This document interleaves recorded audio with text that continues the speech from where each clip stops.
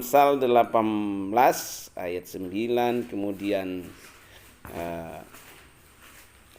19 ayat 2, 19 ayat 4, 19 ayat 15, 20 ayat 13, dan 21 ayat 5.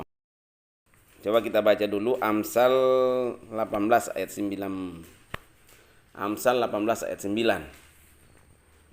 Sudah? Amin? Amin. Oke, kita baca sama-sama ya. Ya dengan ikrar lah gitu. Baca ya, 1, 2, 3. Orang yang bermalas-malas dalam pekerjaannya sudah menjadi saudara dari si perusak. Coba kita perhatikannya. Orang yang bermalas-malas dalam pekerjaannya sudah menjadi saudara dari si perusak. Orang yang bermalas-malas dalam pekerjaannya, dalam pekerjaan. Belajar itu termasuk pekerjaan enggak? Iya, belajar itu termasuk pekerjaan. Segala sesuatu yang dilakukan oleh tangan, segala sesuatu yang dilakukan dalam kehidupan ini adalah pekerjaan. Nah, kalau kita bermalas-malasan, malas itu artinya apa? Tidak mau berusaha kan? Ya, malas itu tidak mau berusaha. Ya, malas.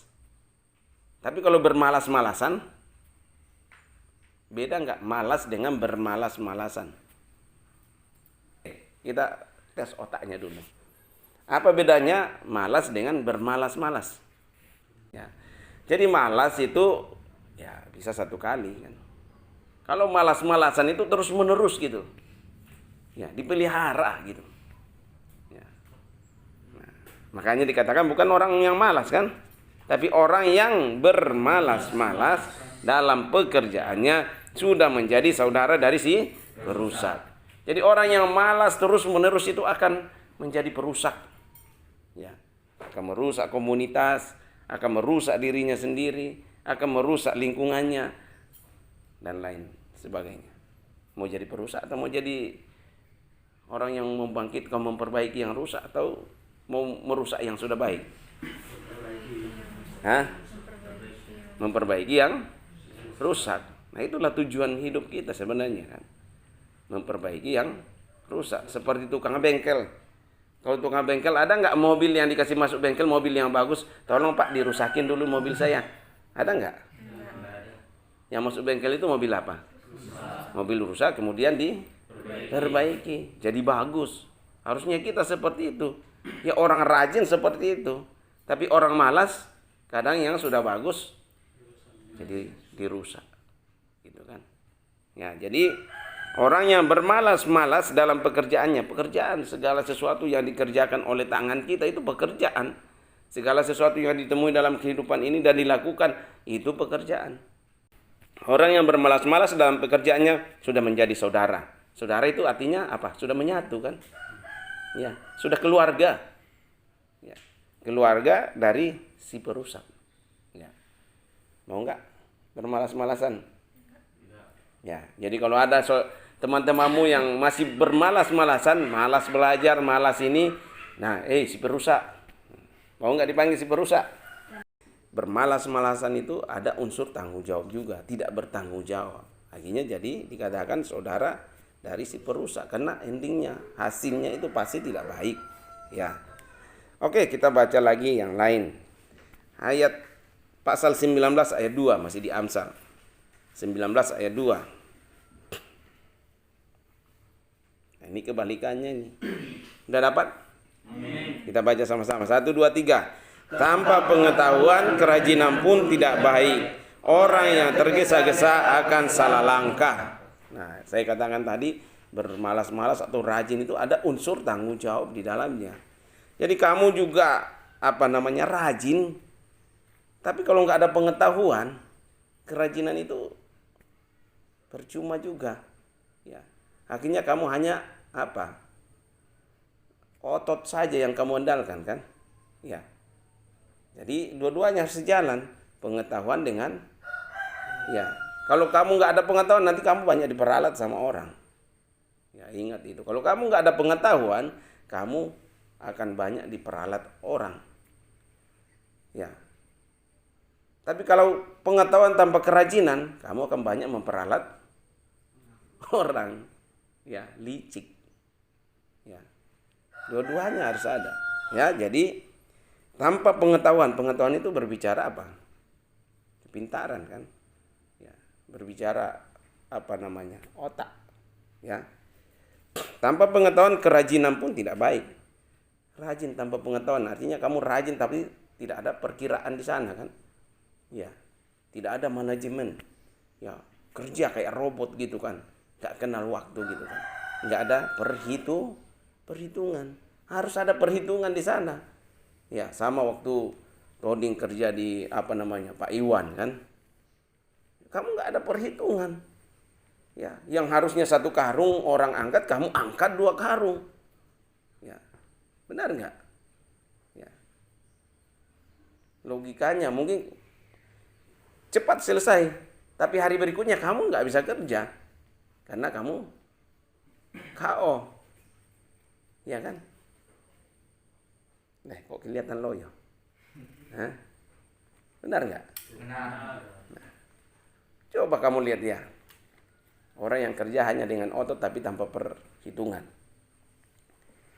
Kalau kita nyangkul itu cepat. Setelah selesai ngos-ngosan, disuruh nyangkul lagi, capek, ya kan? Tapi orang yang mulai dengan pelan, ya, akan selesai sampai selesai kan. Jadi dia bisa mengatur ritme. Dia tahu kekuatannya, dia tahu semua itu, ya, sehingga dia bisa ngatur semua. Ya. Nah, jadi perlu pengetahuan juga, perlu perhitungan gitu kan. Ya. Kalau ada orang yang sekolah saja tanpa perhitungan, dia akan bingung gitu. Saya selesai SMK mau kemana ya? Bingung. Nggak apa-apa kalau 4 tahun di SMK. Ya, nggak ada planningnya karena pengetahuannya terbatas. Ya. Nah, ini penting. Ya, jadi kamu rajin saja tanpa pengetahuan, ya dikatakan tidak baik. Kata firman Tuhan tidak baik. Jadi harus dua-duanya satu paket. Kerajinan dengan pengetahuan, kamu akan menjadi orang yang hebat. Ya. Makanya kalau disuruh belajar bukan tanpa tujuan. Ya. Saya katakan saya sudah 45 tahun. Kalian masih berapa tahun? 17 tahun. 16 tahun. Ya, oke, 45 kurang 16 berapa? Berarti 29 tahun. Bedanya kita, berarti saya udah 9 tahun tuh mengalami dan lihat banyak hal. Makanya saya sampaikan kepada kalian. Ya kan? Kalau kita hanya punya kerajinan, artinya otot, kita hanya sampai kapan kita harus bekerja seperti itu? Itu ada ilustrasi ya. Pablo dengan Vivo. Si Pablo ini punya tenaga. Jadi dia angkat itu air, jual air, sama-sama jual air. Si Pablo itu ambil air dari gunung sekitar 5 kilo dijual ke kota. Pablo supaya dapat penghasilan besar, tiap hari dia tanpa kenal lelah angkat air dari gunung dan dia jual di perkotaan 5 kilo sehari. Tiap hari dia angkat air, dia jual. Semakin dia rajin angkat air, semakin banyak uangnya. Itu pemikirannya dari Pablo. Dia beli rumah, dia beli peliharaan dan dia kaya. Tapi dengan bertambahnya umur, lama-lama dia tenaganya udah mulai habis. Sehingga apa yang didapatkan itu dijual lagi untuk menghidupi hidupnya. Tapi beda dengan Vivo, dia punya pemikiran. Dia pasang pipa dari gunung itu. Kemudian sampai di kota. Kemudian dia pakai uang pakai meteran ke rumah-rumah. Tiap bulan dia terima uang tanpa dia harus memikul air dari gunung. Mana yang lebih cerdas? Vivo. Ya. Sekali kerja tapi terus-menerus menghasilkan. Ya. Jadi pengetahuan dengan kerajinan itu harus satu. Ya, kamu punya pengetahuan tapi kamu nggak ada punya kerajinan, percuma. Ya, kamu punya kerajinan tapi kamu nggak punya pengetahuan, akhirnya kamu tidak akan pernah memperhitungkan apa yang kamu lakukan. Ya, kalau istilah orang hanya untuk perut, dapat 100.000, bagaimana menghabiskan 100.000? Ya, itu orang yang hanya nggak ada pengetahuannya. Ya, akhirnya habis untuk perut saja, gitu kan. Tapi orang yang punya pengetahuan, bagaimana saya menjadikan 100.000 menjadi 200.000, 200.000 menjadi akhirnya ya berkembang. Nah, pengetahuan di sana dibutuhkan. Ya, jadi kembali di Amsal 19 ayat 2 dikatakan tanpa pengetahuan kerajinan pun tidak baik. Orang yang tergesa-gesa akan salah langkah. Orang yang tergesa-gesa itu berarti nggak punya perhitungan kan? Benar nggak? Asal jalan gitu kan, nggak punya perhitungan. Ya, makanya pernah saya katakan, berpikir dulu baru bertindak. Jangan bertindak baru belakangan berpikir. Ya, jadi orang yang tergesa-gesa akan salah langkah. Berarti orang yang tidak punya perhitungan. Orang yang suka ikut-ikutan, nggak ada perhitungan. Ya, nah ini wejangan di Amsal ini luar biasa ya. Dan ini fakta dalam hidup gitu kan. Ya, fakta dalam hidup. Orang yang tergesa-gesa pasti akan menemui kegagalan, akan salah langkah. Ya, tapi orang yang punya perhitungan yang terukur, ya. Ya, kalau kamu punya perhitungan, tidak tergesa-gesa, ya, pasti langkahmu akan baik, gitu kan? Langkahmu akan baik. Ya, sama kalau orang menikah hanya karena melihat parasnya, melihat ini, bisa salah langkah. Ya, akhirnya banyak perceraian kan? Ya, karena tergesa-gesa gitu. Ya, hanya berpikir enaknya gitu. Oh, kayaknya berkeluarga itu enak gitu. Ya, tapi setelah masuk keluarga ternyata punya anak, harus kasih makan, harus kontrak apa semua.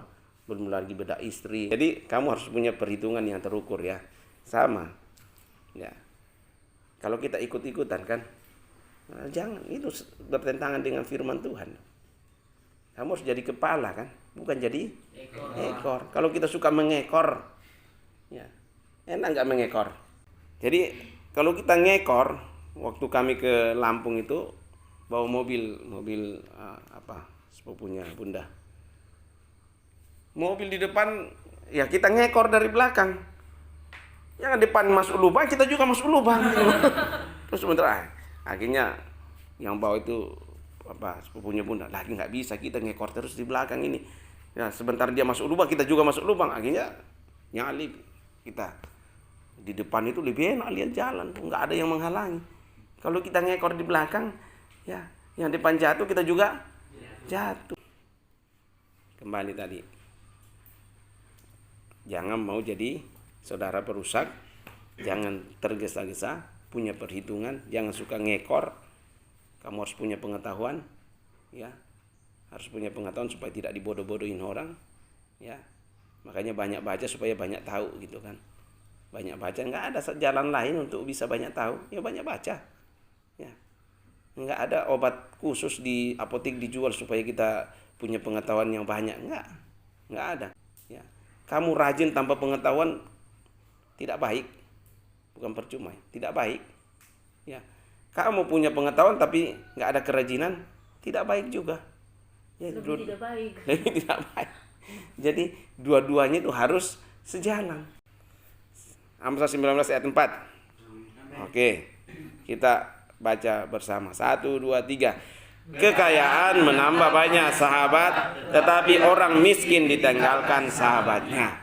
Nah, ini udah pasti terjadi ini. Firman Tuhan sudah katakan dan pasti terjadi. Ya, saya baca udah saya sampaikan kemarin ya, di WA kemarin.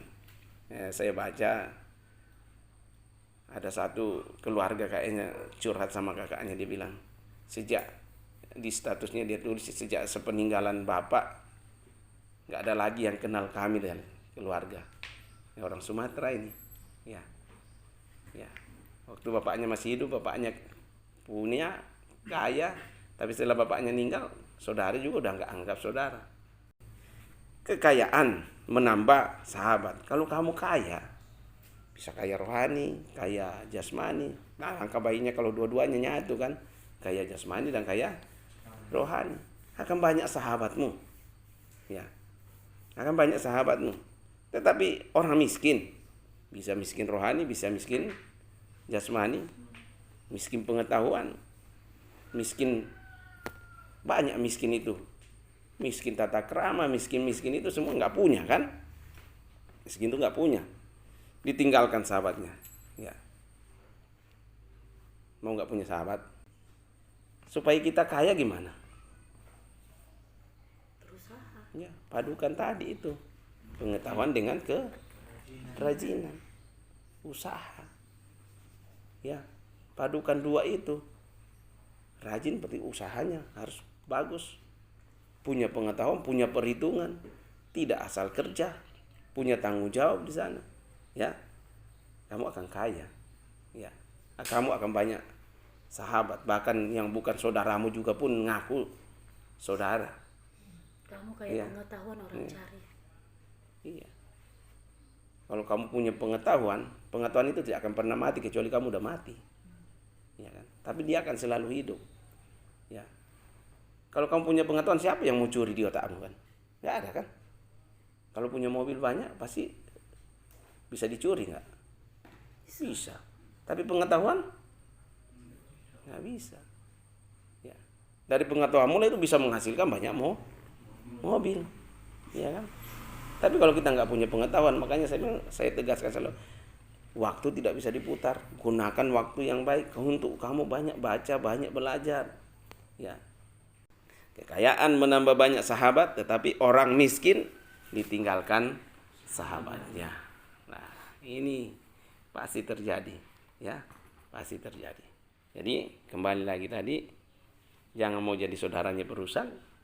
Supaya tidak jadi saudaranya perusak, jangan bermalas-malasan. Kamu juga rajin, kalau tanpa pengetahuan, ya tidak baik juga. Jadi harus nyatu dua-duanya itu. Kamu udah punya pengetahuan, kamu punya kerajinan.